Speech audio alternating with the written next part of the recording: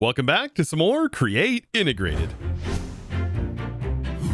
Now, I've started having some really strange feelings recently, especially after we, started manipulating time. I've started recently experiencing like bouts of slowness and also incredible speed. And every now and then, just like random things just start popping out of my inventory. You know what? I bet it has something to do with the time crystal automation that we've recently set up. And with our inevitable progression leading us into the replication mod, I think it's time to investigate what's going on. So to prep myself for what's to come, I think I should build a research facility. So that way I know exactly what I'm going to have to deal with as we work our way towards the replication mod today. And you know what? I know just the place to build a research facility. Into the side of this mountain. This isn't going to be an easy task. I either need to build a rather large contraption from Create to potentially do this, or we could use explodey bits and possibly an enchanter's bow to maybe drill a hole out of here. Okay, for right now, I've gone with the enchanter's bow because I just can't resist the sheer destruction that this thing offers. And boy, is it going to allow me to mine a pretty decent starting area. Before I get too carried away, it's probably time that I make a mega torch. At this point, I had not made one because I actually enjoyed taking on the mobs, but I have a feeling this is going to need a mega torch. This is going to prevent mobs from spawning inside of all of the dark places here. Man, this is rather fun, actually. And this is going to be perfect because the biome it's in is like a rainbow biome, so it has these sparkles that pop into existence. Oh, this couldn't be better. Now, definitely the scope of this project is quite large, but I think with a little bit of flight, I can make this project a whole lot easier for me to handle. I'm starting to flatten everything out, getting my size sort of set. So I've gone 9 blocks out in this direction and 9 blocks out in this direction, just to kind of make this the like perfect size for like a facility. And then we're going to figure out what to do as far as an entryway goes. But I wanted to show you something kind of neat. Like the pipe connector mod recently updated, and now we can toggle on pipe vision and now can see the pipes that are pre-existing underground. This is so nice. Like this is fantastic because what this is going to allow me to do is find the pipes that I already have laid underground without the need to just dig willy-nilly until I find it. So this is going to be perfect because I actually want to line this up, and it looks like our pipes do line up perfectly right here. And I think at Y level 63, 64 over here is where our pipes are laid. So I've just got to get them connected all the way over here. And what we can do is hook up a source setup, so that way we can just power some flight from Ars. By the way, some other awesome flight options, you can make the flight upgrade kind of early. Like we could have made this quite early if I had gone the Just Dire armor route. But yes, the Just Dire things, so long as you have like the Celesti gem and up, you can actually make the flight upgrade, which is a very cheap flight method. It does cost power though, and you do need wireless charging. So for a little bit of free flight, let's take some lava. We'll drag the lava into here. That is going to start producing infinite source for us. No big deal there. And then we can power our flight just like this. So I'm going to take off my stalker wing and also the bottle to make flight a little bit simpler. And now I can just double tap while I'm around this. And its range is quite far. Like we still should be able to get flight all the way in here, and this is going to make building so much nicer, especially now that we have that insta brake, because the insta brake is also going to work while flying.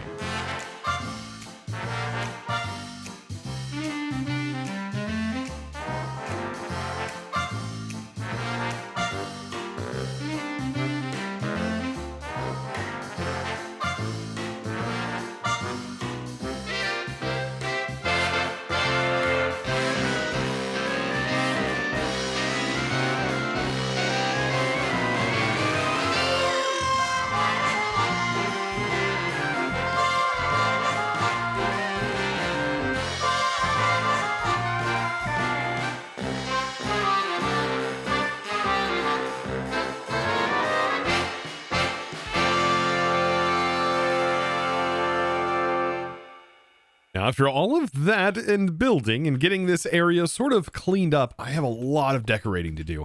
Now, first thing I want to get in place are the test tubes that I want in here. And these test tubes are going to represent the 8 different states of matter that are used inside of the replication mod.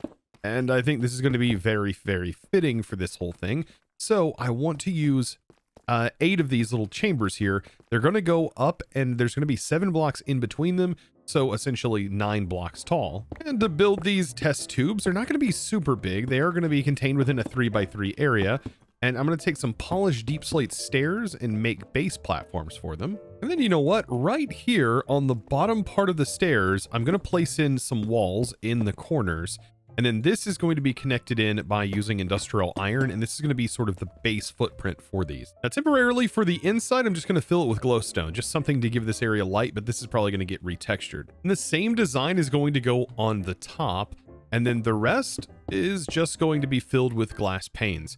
So I can use something like the building gadgets for right now, copy the glass panes, and we can continue to paste these in just like so. And this is going to fill the entire thing. Now, the goal here is to make these different colored glass panes. But for right now, this is a basic test tube that I can, well, copy and paste. It'll be really nice. And so to be able to copy and paste it, I'm just using the copy paste gadget, set it into copy mode, right click to the corner, and now I'm going to put it into paste mode. And just by standing here, if I set this and clear the settings, there we go. I can then paste this in. Oh, beautiful. And we have all of the layouts here ready to go for all of our individual test tubes. I also removed the glass because I'm going to be putting in different colors to kind of match the matter conditions. And you know what? Instead of glowstone, I decided to go with rods, and I've placed a chute right here, by the way, to kind of also make this, if you were looking at from the top, more like fluid could be passing through. Now, when it comes to all of the different matter types, the end crystal and also gold, these two will represent like all of the different matter types. And when I hold shift over the item, we can actually see those individual matter types.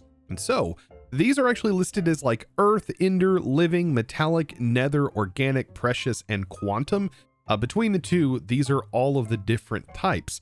And notice they all kind of have a different color associated with them. So for all of these different matter types, I'm going to go with green, orange, purple, magenta, red, gold, and white. Well, gold will be yellow, of course. Now, the first two up front, I'm going to do white and magenta for this. Then we'll do green and purple, lime green and yellow, then finally orange and red.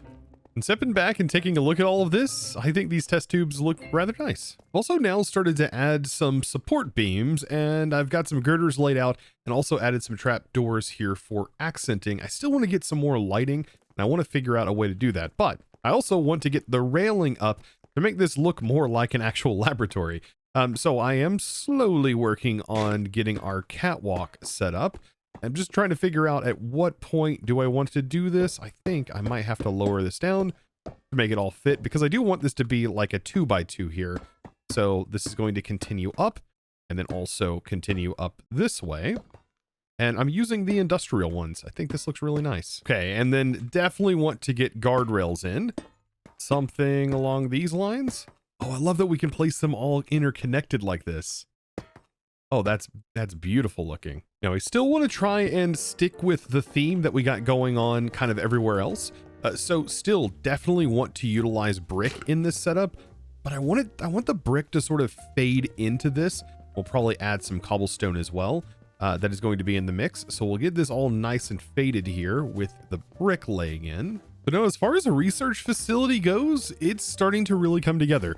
I started to add all of the different brick, outlined it with a little bit of cobble to kind of break up the stone texture a little bit. There's also some more decoration and foliage that probably could go in here that would look really, really nice. But I want to actually get into the research side of things. And that means at this point, after getting all of this built, I should have plenty of time crystals now to be able to get into the replication mod. Oh, and I'm pretty excited for this. But let's take a trip on in. Oh boy, how many do I have? 103, and that is pretty good. And also the ability to accelerate this and make it go even faster once you get the time wand makes the process not too bad. At least to get started with the replication mod, of course. Now back in our quest book, it kind of tells us, hey, we need to make time crystal blocks to be able to transform them into raw replica blocks, which will allow us to make the things for replication.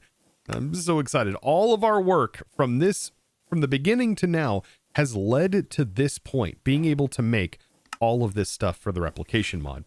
So now I have about 11 of these. This thing is powered. So I am going to get this placed in. And look at that. Raw replica ore ready to go.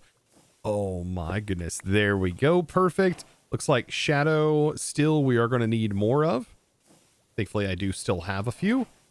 We'll turn that on and get the rest of this converted. As much as I can have, I'm going to want, believe me. Now that I have all of this raw replication, we can break it down and we have all of this.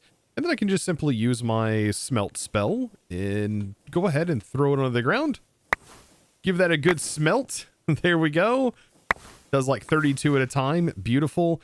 And we now have tons of replication that we can use to make all of the individual machines. But now it's the moment of truth. Like kind of getting started, we really just need a singular replicator. So replicator to kind of get up and running, we are going to need a singular identification chamber. Also, we are going to need a disintegrator. And this is going to require a couple of matter tanks in order to work in the first place. We will come back to matter tanks here in a second. We also need a replication terminal. This is how we're going to request items. And then we need a place to store our chips that we're going to use to store data onto. So almost everything ready to go. We still do need a memory chip, and we technically need 8 individual tanks, one for each of the different types of matter. So here's what I'm thinking. I'm going to poke a little hole down in here. This is where I'm going to run the power, and this is what the replication cables look like. They kind of look a lot different than everything else, but they, you know what, they do have that sort of same. So to get started, I'm going to place some replication cables down here, and this is because I do want to hook a flux point up to this, because this is going to need power. I'm going to make sure to set this to a lower priority than a refined storage system, and this whole network cable now should have power, and whenever we add more, this is going to continue to level up. So I think right here is a good place for us to slap our terminal on, but the terminal's not going to really tell us anything at the moment. There's nothing here except for showing us icons for all of the different matter types. Oh, and once we have this, we do get the Matteropedia, which shows us everything that has replication matter inside of the pack. So let's go ahead and get the rest of this hooked up. So I'm going to take some of these cables for right now. I'm going to place them in. We need a place for the replicator, the disintegrator, and also some place for the matter tanks. I think we have just enough space. So the identification chamber and the chip storage, we probably want those to be near each other. And then we can put the disintegrator and the replicator itself right next to it itself as well. I think that's going to work out just fine. And as far as the matter tanks go, I do believe that the matter tanks carry the like signal through the matter tanks. And so stacking them like this is not a bad way to kind of get started. But something that I do want to mention, these matter tanks have had a major overhaul. They now can void excess matter, which is fantastic. And once you get matter in them, you can lock this. And they also have priorities on them. And if you played with this mod in the past, this right here is a fantastic upgrade, as it prevents logistical issues where you might run into problems breaking components down, because that's what the disintegrator is supposed to do. It takes items and breaks it down into its base components and sends it into here. So now what do we need to break down? Well, I think we can get all of the individual matter types if we simply make an ender chest and use a gold ingot.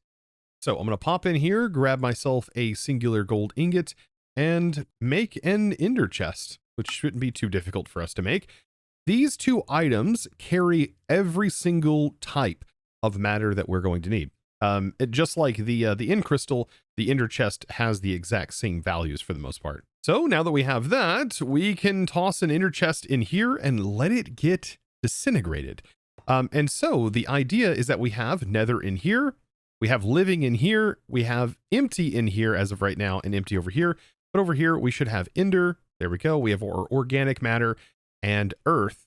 And then up here, we have some quantum. So let's go ahead and toss in the gold. That's going to fill up the other two tanks. And they do actually hold like a liquid color. So they do have like a color that's in the tank. Once I get all of these in, I am going to lock them all And then also I'm going to turn on the void access. I think that is going to be necessary, especially if we plan on like having this automated in some way. By the way, something really cool that we can do is use camo blocks on the cables here to make them sort of vanish basically.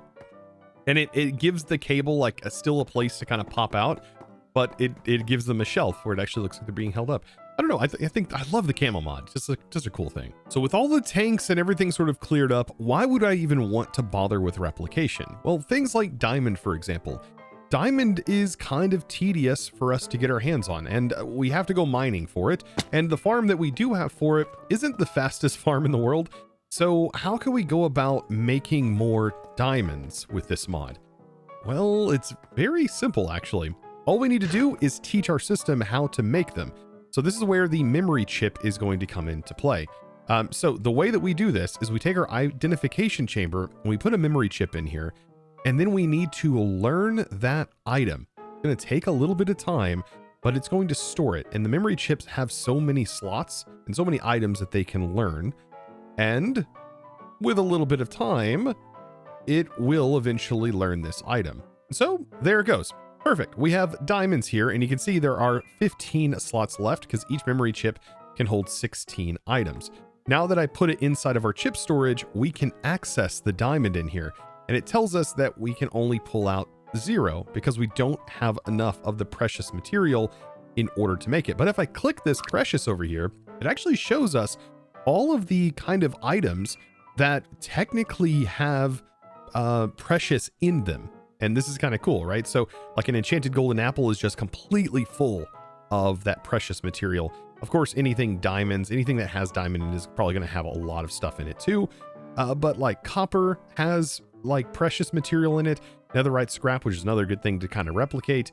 All of these things, right, technically have the ability. So really finding something that we have and we can infinitely produce and we can void is going to be really helpful. So yeah, essentially we can take quartz, and in its form right here, we have 4 precious and 2, but I think if we turn it into a block form, we get even more.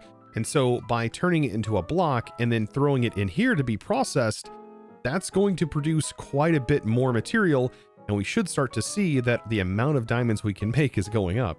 And this is where the process of automation is really going to come into play. Like we need to find like a good set of items that we can constantly generate, right? And that way we can have a constant supply of these materials generating at any given moment. And I think the expansion of this area, is definitely going to be worthwhile for that. Because honestly, we are barely touching the surface. Like I want to have sort of a automation of all of the different material types. And we are already almost there. We have several of them technically already automated. Some of the mobs produce quite a bit of these materials, but things like quartz, for example, we want to make sure to put this in. And I'm sure there's several other different things that we are going to want. I think some of our crop farms ought to already produce the organic materials, and we're already voiding some of those things anyways, so we might as well send it over here. But we're definitely going to need more disintegrators if we're going to want to do that. Okay, so I mean, this is something that we need to think about, but I mean, why don't we just like replicate something, right? Like how fast is it to actually replicate things? And this is done inside of the replicator, by the way. Well, we can click on this, and much like refined storage or any of those mods, we can say, hey, I want 8 of those. And so over here, it's literally going to 3D print diamonds. That's exactly what this mod is. It is 3D printing. It's so cool. The models are so cool.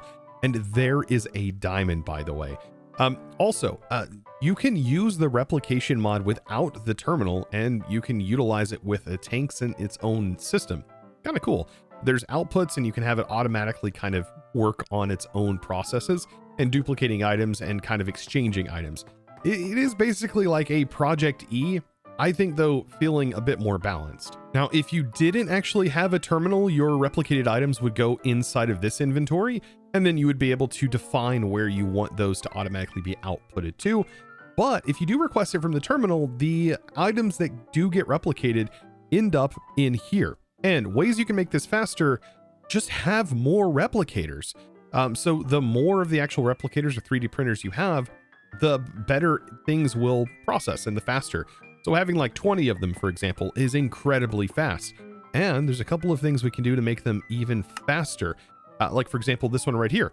We can give it a enclosure by shift right clicking. And now that it has the enclosure on it, I think we have a couple of different modes, right? No? Okay. So with the enclosure on it, this will 3D print significantly faster, I do believe. So I don't think we can see it working. For some reason, the kind of translucent of material part of it is not there, but there we go. Yes, this should make it 20% faster, but it's going to cost more power. And then there's also the Matter Blueprint, which will teach you or teach your system how to make replicator motors, which I believe makes this even faster. That's why there's no recipe for this, because you need to technically teach your replication system how to make it. Now that we've got sort of a basic system set up though, let's go ahead and complete the quest. Our quest book, we've essentially reached a end goal, at least an end goal that a lot of people may set as like the ultimate end of the pack, but it is really not exactly the end, even though I do grant you quite a lot of rewards at the end. Basically, you get everything that you could have gotten from a reward pack. You do get it. And there's a lot of goodies in here to definitely take advantage of, like a lot of goodies, like especially that Eclipse Ember block there. Look at all the importers and exporters, all of the different storage. A belt of unstable gifts, which is a hilarious item if you've never worn one of these things. Absolutely hilarious, because it does just grant you random things like strength. It'll give you like levitation and stuff oddly every now and then. So weird. But yeah, tons of different things. Silk Touch, we got a fortune. There's also storage components. I'm going to utilize those and make sure I have plenty more storage. There we go. I mean, I've essentially beat my pack. Not exactly. I really won't consider it completed until I have every sort of matter automated fully that is constantly going into our replication system. And as of right now, I don't have enough time crystals yet in order to make all of those. And no, time crystals aren't automatable. Or, well, they're automatable, not replicatable, I should say. You know what? I think next episode, we should definitely work on getting all of them automated as best we can. And that will allow me to have access to just about anything I need for building anything that I want to. Any like little weird item that may be hard for us to get our hands on, Replication solves that problem by allowing us to research it and be able to pull it out upon demand. And let's not forget that we still have our replication bridge that we need to get hooked up. That's something that is also going to take some time to get set up. We're going to need some power for that. And we also are going to need a bit more power to be able to handle this infinity range booster, which is an entire process in itself. So now if you enjoyed today's episode, be sure to click that subscribe button if you haven't already, and well, give this video guys a huge thumbs up. And also don't forget to comment down below what's your thoughts on this little test chamber area, the little research lab that we set up for replication. I would love to hear from you down in the comments below. And also be sure to join the Discord. We have an amazing Discord community and I would love for you to come hang out with us all. I do live stream all the time in the Discord while I'm working on video recordings and all kinds of other fun stuff. So definitely be sure to check that out. And guys, I will see you all in the next one. But before you go, I do want to give a huge shout out and thanks to the amazing supporter of today's episode. And that huge thanks is going to go out to Original Gamer 69. Thank you so much for your amazing support and choosing to support me over on the Discord by becoming a Discord premium member and supporting my content in one of the best ways possible. Thank you so very much. And to all of you watching, I'll see you in the next one. And as always, thanks for watching.